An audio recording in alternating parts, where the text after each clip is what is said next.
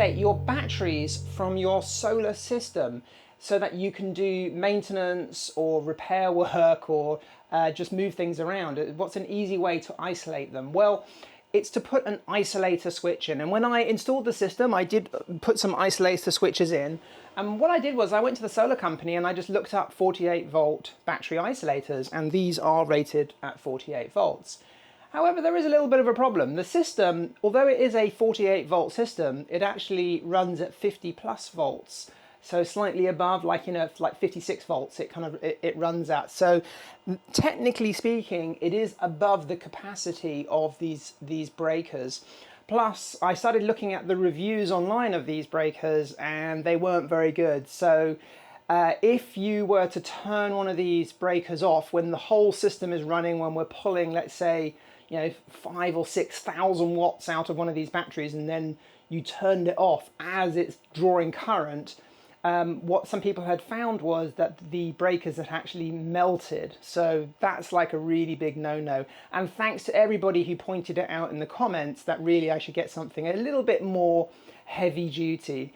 Now, the other problem with these breakers is the fact that they only switch the positive. So they only have one terminal going into them. Let me show you. So these battery terminals here only switch one cable, the positive, which is fine if you just want to quickly just, you know, shut down your batteries. However, sometimes when I'm doing maintenance or everything, I want both cables to be completely isolated from the system. So that if I was disconnecting these cables, the positive and the negative, I don't have a cable floating around that might touch one of the positives or something like that. I wanted a way that I could switch the battery off up here and switch both the positive and the negative, so I know both of these cables that, you know, when I take them off, they're floating around, they're not going to touch something and short something out. Really important. So I went online and I found these. So these are DC circuit breakers.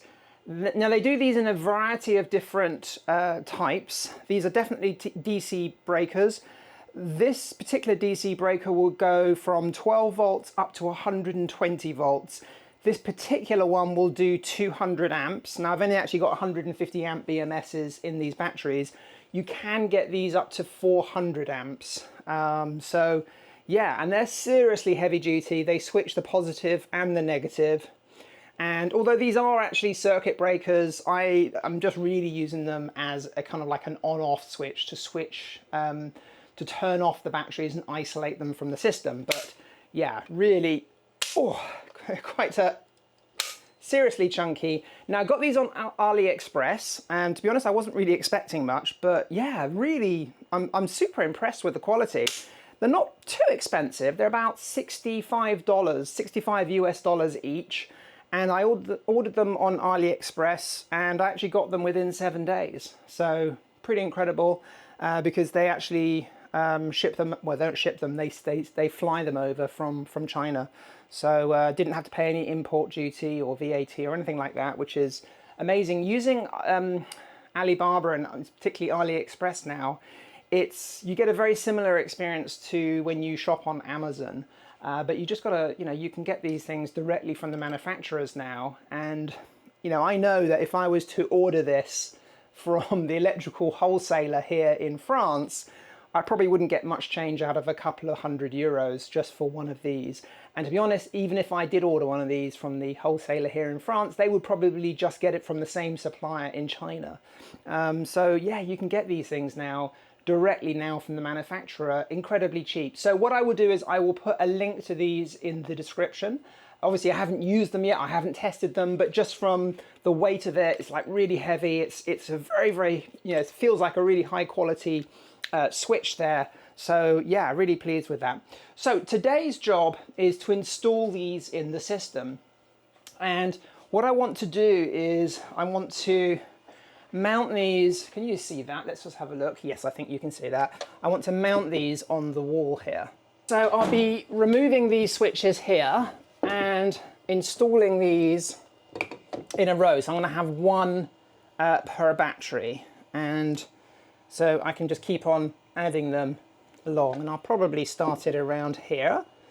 I've got 2 batteries now. I've got a 3rd battery coming very soon, and then we can put another 2 or 3 along here, and if I had to, I could put another couple here. So that's the plan today. So the first thing I need to do is shut the system down. So what I'm going to do is just turn off the batteries here. Yep, that's turned off already, this one. Just shutting it down now. I'm going to remove the CAN bus cable, which will cause the solar system to not see the batteries anymore, because the whole solar system is listening to the BMS in the battery to control the system. So in about 30 seconds or so, the system will come up with an error message and shut the system down. I will then turn off the charge controllers, and then the system will be, the house will be running on mains electricity. Right, so the solar charge controllers are turned off, the batteries now are shut down. I'm just going to turn off there we go, so the battery is actually isolated from the system. The inverter is switched over to mains voltage, so the house now is running from mains electricity. So what we're going to do is we're going to disconnect the batteries from the bus bars here, remove all the cabling, and then I'm going to remove these switches here, and then we're going to mount the big new chunky circuit breakers.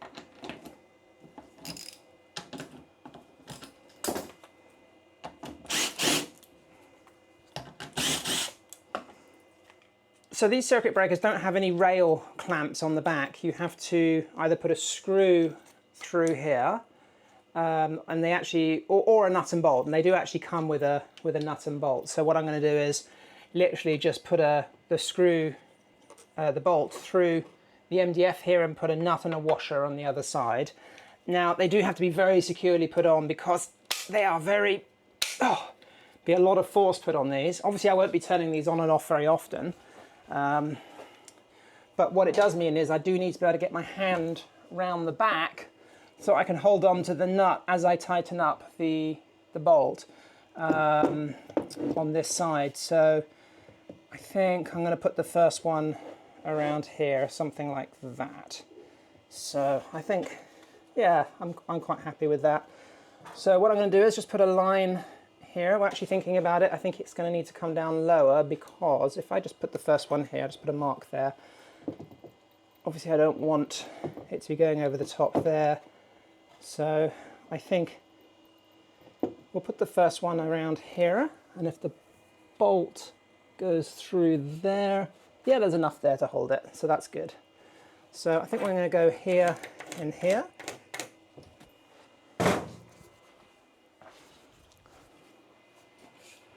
And then I'm just going to draw a line with the spirit level, make sure everything is straight. There we go. And that is our line there. Now these are very, very deep holes, so I can't actually fit a pencil in the hole here to mark a hole through. But I do have this little gadget here, which was on Dragon's Den in the UK, which is like Shark Tank in the UK. So this guy developed this just for this purpose of marking out holes in pieces of timber or wood or whatever when the hole is too deep to fit a pencil in. So it's basically like a little mini spray can, and I'm just going to put it in here. Where's the other one? I'm hoping it's going to be, there we go, and I'll just show you that. And it's left 2 green dots there, because you can see the depth of that. But yeah, these little spray cans, really, really cool.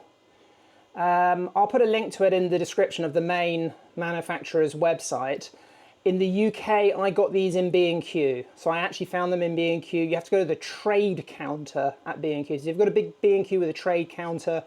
They were right at the till by the trade counter, but that's the only time I've actually ever seen them in a shop. You might get them at Screwfix or something, but what I'll do is I'll put a link to them in the description. It's not sponsored by them or anything, I just find these really useful. Right, so just going to drill the holes here. Just making sure there's no cables behind. Yep, that is all. There's a couple of network cables, but I'm just making sure they're well out of the way, which they are.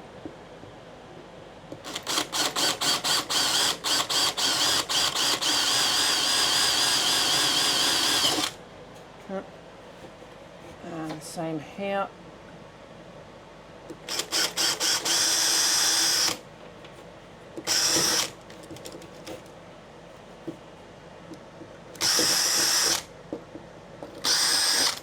Alright, now for the difficult part of threading the needle. Okay, that's the first one, and that's the second one. Okay.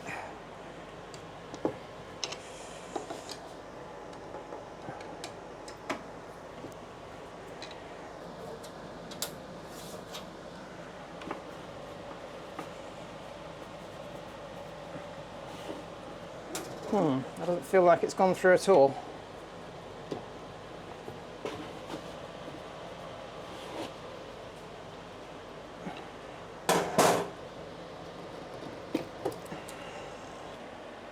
Right, well, things don't always go to plan. So as it turns out, these bolts that it's come with, when they're actually stuck through, that's how long I've got at the other end. And it's not enough to, they're too short to go all the way through the MDF, because the MDF is 15 mil thick. And I don't have any longer bolts than that. So I think I'll move on to plan B. I've got these wood screws which are long and thin, and they do fit inside the circuit breaker. However, the MDF, that's too thin to screw to. So what I'm going to do is I'm going to cut some timber. I've got some like 2x4 timber, and I'm going to put that behind where the switches are going to go, and then this can then just screw straight through the MDF into the 2x4 behind. And actually I think that will actually give a stronger bond to these switches when they're being turned on and off. So yeah, plan B. Nothing's ever that simple, is it?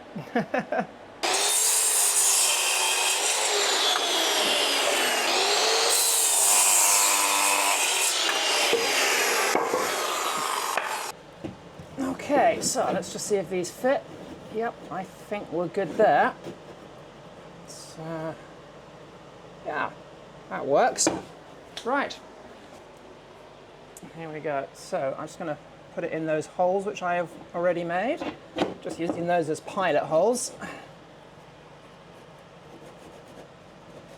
I'm doubly sure there's no loose cables there, which there aren't, which is great.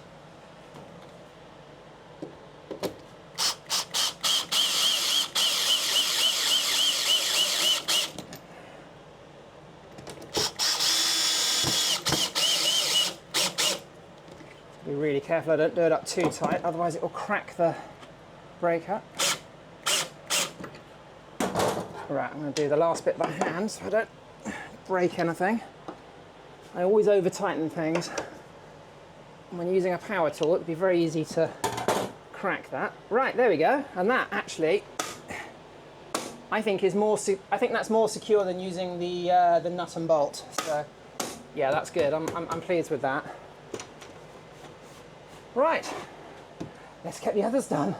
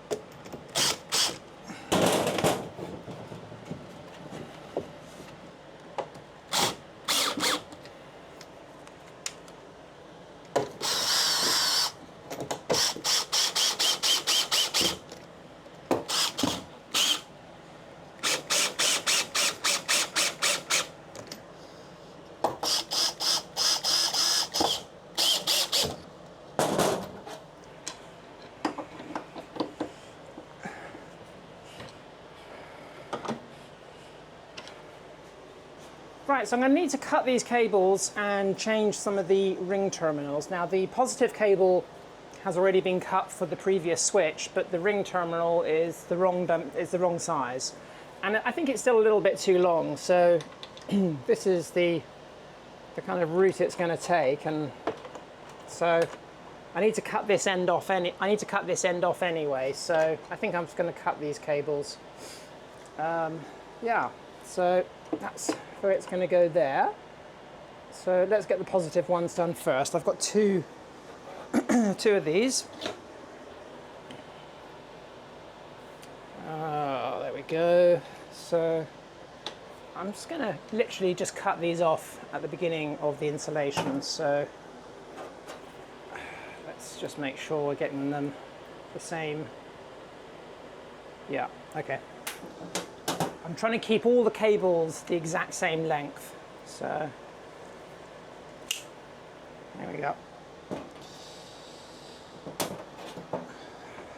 So these are the Crimping wire cutters, and they are fantastic. Now cutting, you know, this, what is this, 50mm cable isn't too bad, but when you're cutting 95mm cable it can be really tricky. So I found these cutters, they're quite expensive, but my goodness, they cut through anything. The best cutters I've ever had. If you need to cut 95mm cables, definitely get the Crimping cutters. You can find them on Amazon or Crimping's website itself. They are quite expensive. These were like 80 euros, but well worth the investment if you've got to do a lot of cabling. And I also use it for stripping the sleeving, so yeah. So it's going to come something like that. Now the trouble is here, I'm going to be putting the cables over the top here, which is not great because I'm trying to keep all the cables behind the board, but it's not worth me cutting a hole here just so I can put one cable through and then come out here. So I think what I will do eventually is put some sort of cover or trunking over this section here, because I've got a lot of open terminals, and I don't know, it's I think it would be a good idea if we could not have open terminals. I mean, it is, you'd really have to put your finger, or it still would be very difficult to put your finger in there. And it is only, you know, DC voltage, but still, I think what I will do is put some sort of cover here, or 3D print something, or maybe I'll just get some MDF and just create a little box cover over this top section here, just to hide these cables and hide these bare terminals. Let me know what you think. What do you think I should do? Do you think I should like try and 3D print something over the top? I don't actually have a 3D printer, so that would mean buying a 3D printer, finding out how to use the thing. I have no idea how it works. Thinking about it, I think just a wooden enclosure at the top here and paint it matte black would probably be the best thing to do. And then when I get more, I think I'll put the other circuit breakers here when I get them, so we could have some sort of trunking going along the top here, a wooden box enclosure to hide the cables and hide all the live terminals there. Let me know in the comments, what would you do? Yeah, I don't know. I'm thinking boxing it in, I think, would be the way to go. Right, so I just need to measure the rest of the cables, get those cut, and then get the connectors crimped on. Just trying to get these the same length. There we go. It's negative. It's important to try and keep all your cables the same length. Otherwise, if you don't, if you have one battery with shorter cables, my understanding is that the battery with the shorter cables will charge faster than the other batteries. So yeah. Right, time to crimp some cables. Now I need to strip off the outer sleeve first, and I've tried lots of gadgets, lots of gizmos, cutting knives and everything, but actually my Crimping cutters I found are the best way to actually cut the insulation off. So I'm just going to measure the length I need to cut off, and with my cutters I just do that, run them around, and they're perfect. That is the best way I've found to cut off the outer sleeving. There we go. And perfect. Now the ring terminals I'm using, these are the best type to get, and they have a bell shape at the end. I don't know if you can see that. There we go. And this just makes getting the cable in so much easier. And it's very hard to find high quality connectors. I must have ordered 10 different types off, Amazon, Alibaba, all sorts. And a lot of them came and they were like really thin metal, low quality, a bit flimsy. And I did find somebody on eBay in the UK selling really good quality ones. And if you like, I'll put a link to that seller in the description. Obviously, when you see this video, they might not have any listed right now. But in the end, I was actually just going to my electrical wholesaler here in France just to get some heat shrink. And I noticed that they actually sold these at the electrical wholesaler. So yeah, I can just pick these up locally. So, and these are really, really good quality ones. So that's where I get these from now. But yeah, it is difficult getting the right one. So what I would recommend that you do, because these people change suppliers all the time and different people are selling different things all the time. So it's very difficult to put like an eBay listing or an Amazon listing, because chances are when you see it, it won't be active anymore. So what the best thing to do is just order lots of samples, just order like 1 or 2 from each person when you're initially starting out, to find high quality ring terminals that are a decent gauge, decent thickness. And when you're ordering these, there's 2 things you need to take into account. So there's obviously the cable size. So this is 50mm cable. So you need a ring terminal that will do 50mm. And what the stud size is, so the bolt that you're fitting this over. So these are what are called M8 bolts. So it actually says on here M8 and 50mm. It's actually stamped on the connector. Now, when you move up to a larger connector for the larger cables, what I was finding is a lot of the connectors, they just basically just drilled the hole larger without making the metal larger. So you ended up with very, very little metal around the edge and a really, really bad connection. So again, it was kind of hard to find good quality connectors. So yeah, just order lots of samples when you're first starting out. When you find a good supplier, then you know who to order from. So that's just my advice, I would say, about ordering ring terminals. Right, so the one thing I've noticed when putting in short cables like this, you need to be careful which orientation you crimp your connectors in, because you don't want to have to twist the cable really, really sharply to get it over a ring terminal. So what I normally do is before I crimp a cable, I will just put it in loosely into the terminal, place it over, work out where the cable's going to go. So it's going to be something like that, and I think that's okay. So what I do is I just put a little marker there and a mark on the actual cable, because that's where I'm going to actually crimp it. Right, time to crimp some cables.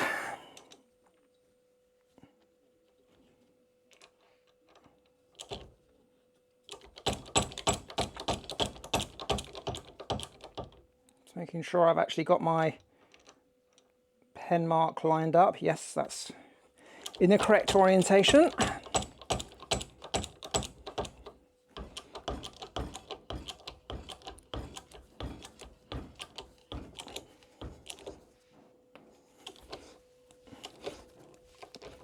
Oh.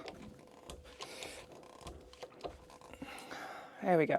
I find that having the crimper in a vise just makes it so much easier than doing it on your lap. Or it's one of these sort of jobs that you need almost 3 hands. You need a hand to hold the clamp, another hand to pump the hydraulic press, and another hand to hold the hold the cable. So putting it in a vise just really does make it so much easier. Right, so let's get that out and get some heat shrink.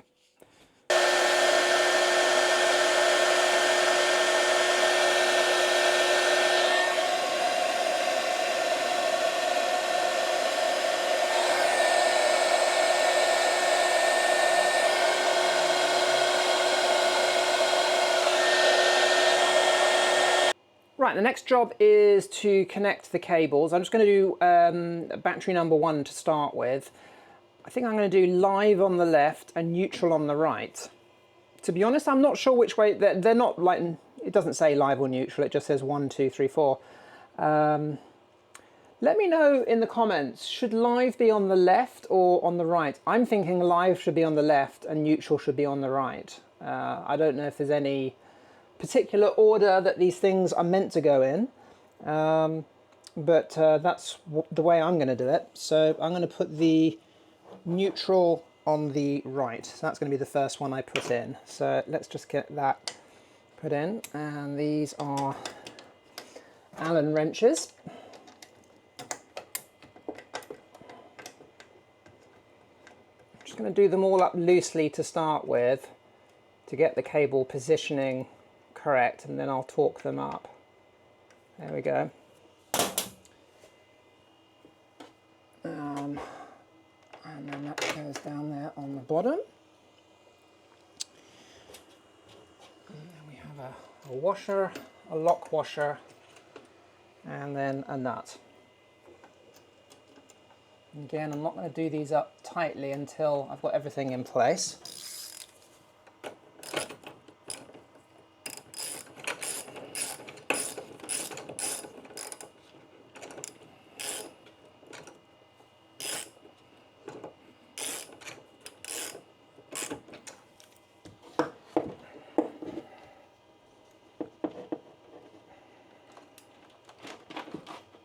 All these out of the way. Right.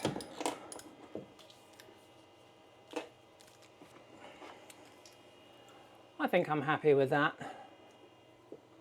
That seems good enough.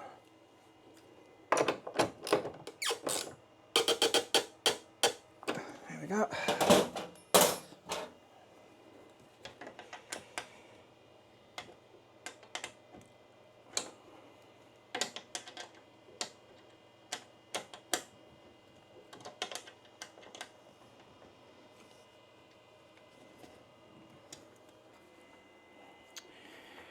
Right, so I'll get these connected up now.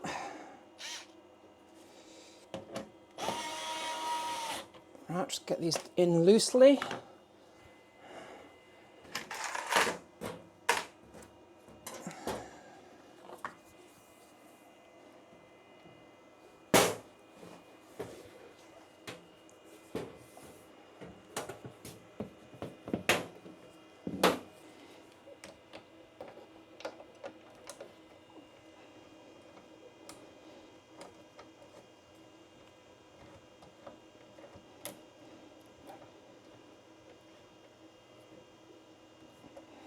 Yep, I'm happy with that. Let's get that done up tightly.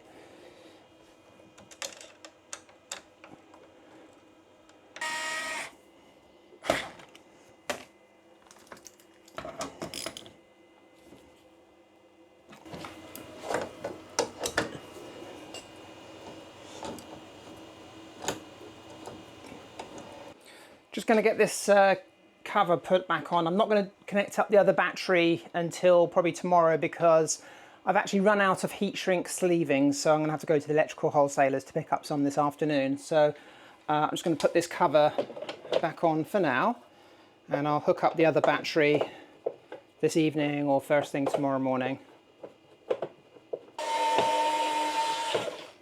There we go, that'll do.